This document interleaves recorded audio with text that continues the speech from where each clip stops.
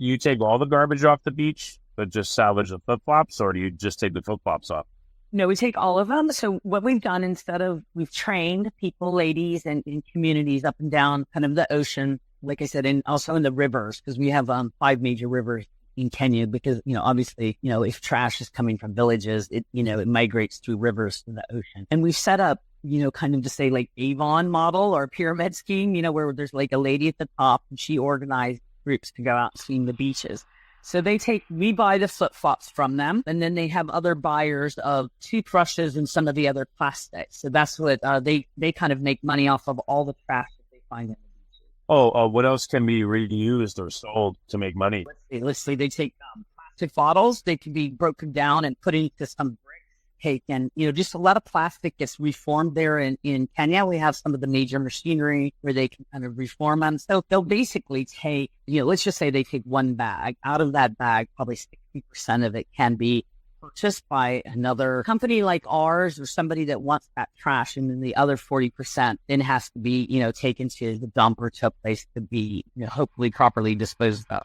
Okay. So these flip-flops, could they be made into anything else, or you're making them into art pieces and that's kind of the end of them? That's the sad part, because, we do get challenged a lot and say, well, you're just kind of more, quote, upcycling than solving the problem. And that is true. We are more, kind of reforming them and giving them kind of a further life. Right now, these cups that we find, because you find them from, just kind of very low quality. These are not things like Havianas and some of the higher brands that, kind of mix in biodegradable rubber.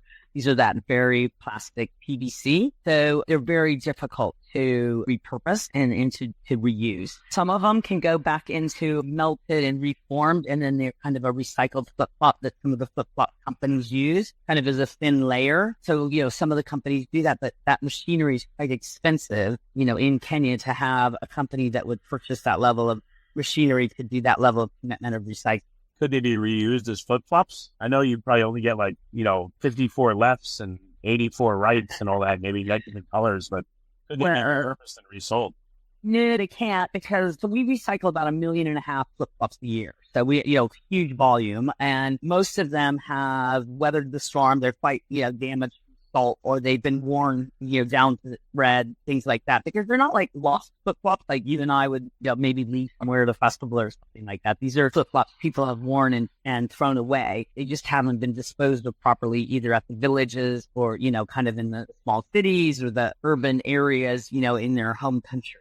What if you, ground them up into small bits of rubber and then reformulated them into, stuff to be used in the water, let's say like buoys or paddle boards, or I don't know, things like that? Yeah, no, you're absolutely right. So what we do with our waste after we do, we make art, and then obviously we have sections that are left over because, we're carving. Those are shredded, and we give those mattresses to refugees. We put them into, some people have mixed them with concrete, kind of powder, and made 30% like a bit of a flip-flop in concrete brick, or like a kind of block to make some building material. So people are constantly trying to figure out other ways to use the rubber material, that doesn't require a bigger investment like machinery or, incinerator or things like that.